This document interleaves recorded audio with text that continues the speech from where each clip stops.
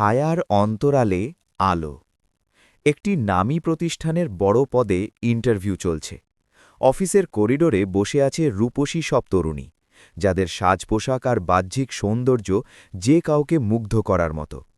তাদের ভিড়ে এক কোণে বসেছিল নীলা। নীলার গায়ের রং চাপা, সাজগোজ একদম সাধারণ, কিন্তু তার চোখে ছিল এক অদ্ভুত আত্মবিশ্বাস। ইন্টারভিউ বোর্ডে বসা ম্যানেজিং ডিরেক্টর সাহেব একটু মেজাজি মানুষ।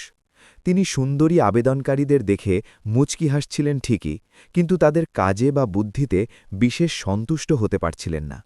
যখন নীলার ডাক পড়ল, তখন এক সুন্দরী প্রতিযোগী পাশ থেকে ফিসফিস করে বলে উঠল, এই চেহারায় এই চাকরি, এখানে তো গ্ল্যামার চলে।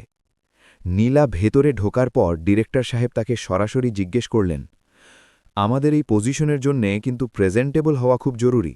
আপনি কি মনে করেন আপনার এই সাধারণ চেহারা দিয়ে আপনি ক্লায়েন্টদের ইমপ্রেস করতে পারবেন? নীলা শান্ত স্বরে উত্তর দিল, স্যার, বাজারে অনেক দামি পুতুল পাওয়া যায় যা দেখতে খুব সুন্দর, কিন্তু তারা কথা বলতে পারে না বা সিদ্ধান্ত নিতে পারে না। সুন্দর চেহারা হয়তো মানুষের দৃষ্টি আকর্ষণ করতে পারে, কিন্তু মানুষের মন আর বিশ্বাস জয় করার জন্য প্রয়োজন সুন্দর চরিত্র আর সততা। একটি কোম্পানির ভিত্তি সাজসজ্জায় নয়, বরং স্বচ্ছতায় টিকে থাকে। তার উত্তরের গভীরতা দেখে পুরো বোর্ড কিছুক্ষণ চুপ করে রইল। ঠিক সেই সময় অফিসের একজন পিয়ন তাড়াহুড়ো করে ঘরে ঢুকে এক গ্লাস জল টেবিলের ওপর উল্টে ফেলে দিল। বাকিরা যখন বিরক্ত হয়ে পিয়নকে বকাঝকা করছিল, নীলা ততক্ষণে নিজের ব্যাগ থেকে রুমাল বের করে জলটা মুছে ফেলেছে এবং পিয়নকে শান্ত হতে ইশারা করেছে। ডিরেক্টর সাহেব মুচকি হেসে বললেন, আমি আমার উত্তর পেয়ে গেছি।